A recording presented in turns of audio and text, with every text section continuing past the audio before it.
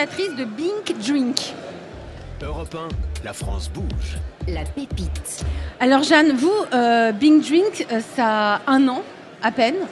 Elle est née à Paris, cette start-up. Vous avez 30 ans. Vous n'avez pas, vous êtes issue d'une famille d'artistes et de designers, mais vous n'êtes pas à l'origine une spécialiste de l'intelligence artificielle. Vous êtes ingénieur, c'est ça? Racontez-nous un petit peu votre parcours. Spécialiste des codes, si ce n'est pas le code de l'intelligence artificielle à la base. Moi, je suis une spécialiste du code de la génétique. Finalement, c'est un code quaternaire. L'informatique, c'est un code binaire. Donc, le passage de l'un à l'autre, il est pas si énorme. J'ai travaillé sur des sujets d'encodage de données numériques dans l'ADN. Donc, il y avait déjà le pont entre les deux spécialités. Et la naissance dans une famille d'artistes ou de dessinateurs, de designers, ça a un sens énorme dans ce qu'on fait aujourd'hui, parce que c'est eux qui m'ont enseigné le visuel et le dessin comme outil hyper puissant de communication, de réflexion. C'est quand on voit ce qu'on a en tête, qu'on se pose des nouvelles questions, qu'on trouve des nouvelles solutions, qu'on découvre des nouveaux problèmes. Et ça, c'est accessible à un tout petit nombre de personnes, pouvoir dessiner ce qu'on a en tête, pouvoir visualiser ce qu'on a en tête. Et c'est ça le projet de Bing Dream, c'est de démocratiser cet accès à la visualisation des pensées pour que le visuel soit utilisé comme un langage universel, un langage des cerveaux, j'aime bien dire, pour que tout le monde puisse collaborer ensemble. Alors vous allez pitcher, concrètement ça donne quoi? En quoi ça va nous servir, nous, dans notre quotidien, pour les entreprises qui sont aussi vos clientes? Je vais vous laisser pitcher, Jeanne, pendant 1 minute. Bing Dream, c'est à vous, on vous écoute. Bing Dream, c'est une plateforme de collaboration visuelle conçue pour les décideurs. Elle utilise le visuel comme langage universel pour aider toutes les parties prenantes d'un projet à se comprendre en un coup d'œil, à accélérer les prises de décision et à transformer une idée brute en solution concrète sans perdre de temps, ni sur la forme, ni sur des échanges interminables.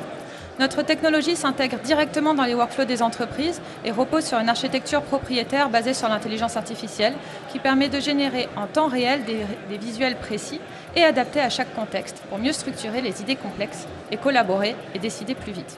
Alors c'est un peu paradoxal de pitcher une solution visuelle avec des mots. Ouais. Je vais vous donner quelques cas d'usage concrets dans le retail et la construction et le luxe. Par exemple, Bing Dream sert à valider en temps réel un projet réunissant différentes parties prenantes, aussi diverses que l'architecte, le promoteur, le client.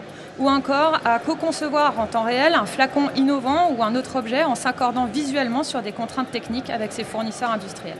Donc Bing Dream, c'est là où les idées prennent forme pour aller plus vite, ensemble et plus loin. C'est formidable. Enfin, je donne mon avis, mais vous, autour de la table, la France bouge. Allez, Xavier Perret, le patron du Cloud Azure chez Microsoft France. Votre regard sur Bing Dream? Je suis biaisé puisqu'en fait, Jeanne est accompagnée dans ce qu'on appelle notre accélérateur AI, GenAI Studio. On a un GenAI Studio qui vient accompagner. Alors, c'est une promo de 15 entreprises. Donc Jeanne est dedans, donc je ne peux que adhérer à tout ce qu'elle a dit. Ce qui est intéressant juste, c'est 2 choses. C'est c'est une vraie technologie, puisqu'ils vont finalement créer des modèles spécifiques par rapport aux vrais besoins. Et le deuxième, c'est un vrai besoin client. Donc c'est là où on voit une vraie valeur, j'allais dire, de start-up, qui peut d'ailleurs s'exporter. C'est-à-dire les clients, à la fin, ne sont pas que français.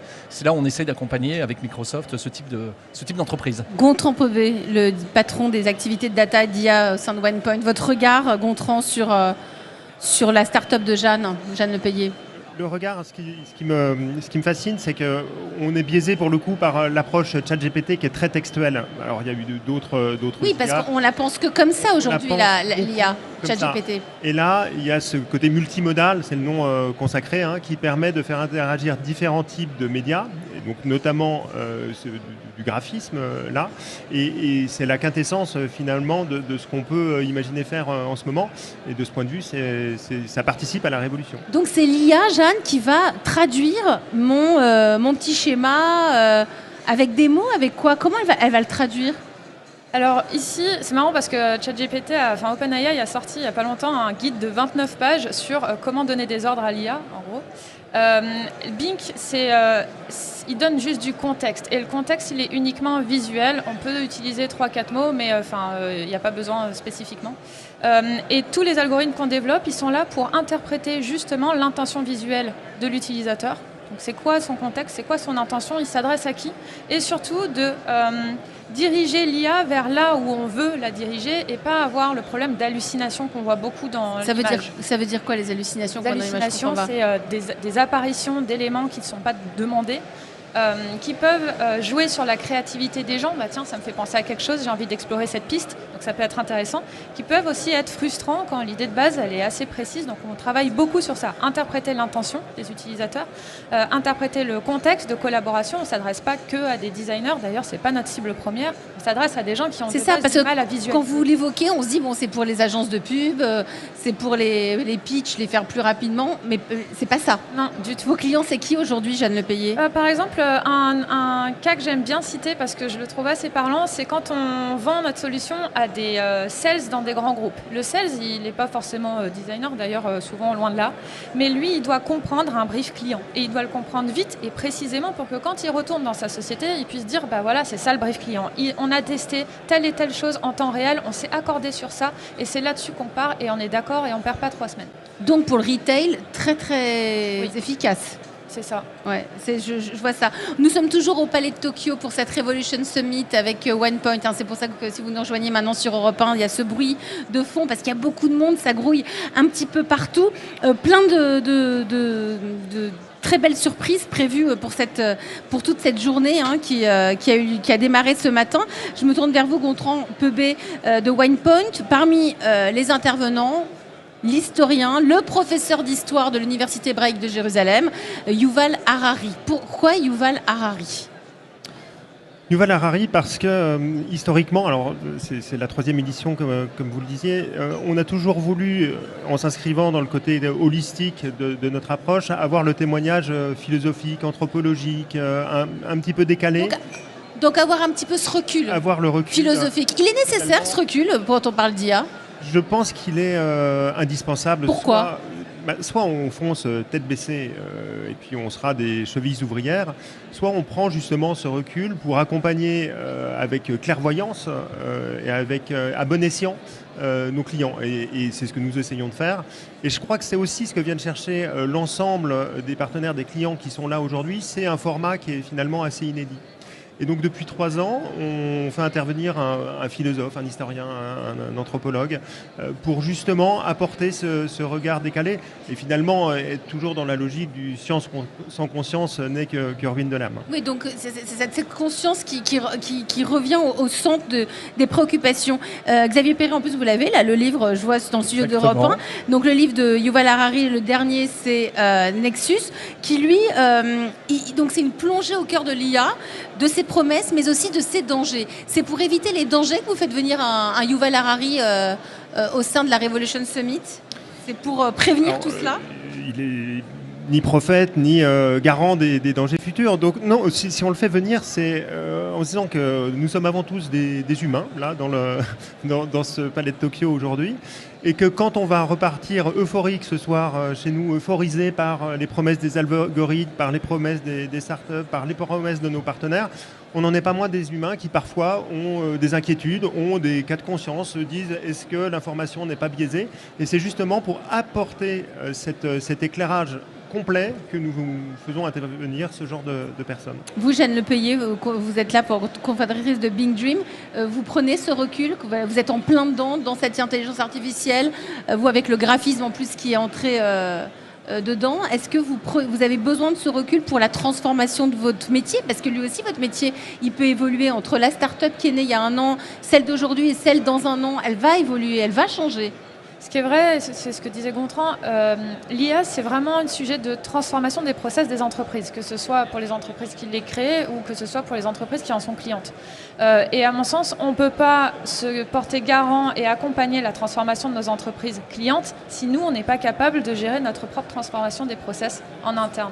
Donc je pense vraiment que le recul, et d'ailleurs c'est ça qu'on va revendiquer aujourd'hui à l'ère de l'IA, où on se dit nos idées vont nourrir l'IA. Mais par contre, notre esprit critique et notre capacité à prendre du recul et à analyser les choses, c'est quelque chose qui va être essentiel pour distinguer les esprits des uns des autres, et notamment par rapport à l'intelligence artificielle. Pour pas foncer tête baissée, comme le disait Gontran. Xavier Perret, il y a des métiers, Jeanne évoquait les métiers qui se transforment. Est-ce qu'il y a des secteurs d'activité, où vous aussi, Gontran, vous pouvez nous répondre, qui sont en transformation accélérée ? Des métiers, des secteurs d'activité, des exemples ? Alors, il n'y a pas une industrie, en tout cas que je connaisse, qui ne va pas avoir un impact par rapport à l'intelligence artificielle aujourd'hui. Aucune. Aucune. Même l'artisanat ? Alors, les métiers, on va dire, à la fin, ce qu'on fait, ce qu'on reste à faire, tout ce qui est finalement, effectivement, les métiers où on va toucher des choses, on va commencer, on va avoir aussi des choses de robotique qui peuvent arriver pour nous aider, pour nous alléger, par exemple, sur des métiers pénibles. Donc, aujourd'hui, tous les métiers de type cognitif, on va dire, peuvent bénéficier de l'IA. La question, c'est comment, effectivement, en toute responsabilité, on peut plutôt parler d'IA responsable derrière. Aujourd'hui, sur des métiers qui sont sur la recherche documentaire, là, je peux accélérer pour rechercher des documents. Je peux, on l'a vu sur l'exemple avec Jeanne, je peux optimiser des processus qui vont m'aider finalement à mettre en relation des gens qui... On se parlait, mais finalement, ça va accélérer la mise en coordination, ça va nous faire gagner du temps. Donc, je ne connais pas des métiers, je vais laisser Gontran peut-être qui ne seraient pas impactés. Je pense qu'on a eu tendance à voir l'IA comme de l'automatisation. C'est-à-dire arriver après que j'ai réfléchi, je vais automatiser un certain nombre de tâches. C'est vrai que là, l'IA, elle vient en amont du processus. L'IA n'est pas créative pour autant. Par contre, elle peut nous aider à être plus créatifs aussi. C'est là où on voit aussi, pour les métiers publicitaires, pour les métiers marketing, des intérêts effectivement de pouvoir créer des contenus que je n'aurais pas pensé. Moi, je dessine très mal. J'utilise une IA pour me faire des dessins. Alors, je ne vais pas publier, je ne vais rien faire pour autant. Néanmoins, pourquoi pas? Mais pourquoi pas? Je suis musicien, j'ai un groupe de rock. Ça m'aide à créer des choses, mais c'est pas l'IA qui va me le faire pour moi. Gontran PB de OnePoint. Évidemment, je pense que je serais plus radical que Xavier. Oui, je vous sens beaucoup plus radical. Il y a clairement pas un métier. Xavier parlait des métiers cognitifs, mais je pense qu'on sous-estime le fait qu'en tant qu'humain, on met une petite dose de cognition dans les métiers les plus manuels. Quand on cherche à empiler des cartons dans un camion de déménagement, on essaye d'optimiser. C'est une tâche typiquement que l'IA ferait très bien. Alors pas l'IA générative, mais c'est une tâche que l'IA fait très bien et qui peut nous dire mets ce carton à droite, celui-là verticalement, etc. Donc tous les métiers... sans exception.